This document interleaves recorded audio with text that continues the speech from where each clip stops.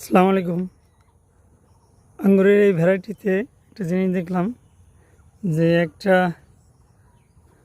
কি বলে এটা, একটা শাখায় আঙ্গুরের মানে একটা শাখায় 3-4টে করে ফলও বের হয়েছে। যে এখানে আমি বেশ কিছু ফল থিনিং করে ফেলে দিছি। তারপর ওই যে এখানে যদি একটু দেখাই, দেখেন ক্যামেরাটা ক্লোজ করে, 1, 2, 3, 4, 5টা। আমি আরও বেশ কিছু ফেলাইছি এখান থেকে। মোটামুটি 7-8টা ফল ছিল এই যে এখানেই, শুধুমাত্র এখানেই। তো এটা আমার কাছে ডিফারেন্ট মনে হচ্ছে, এটার বেয়ারিংটা।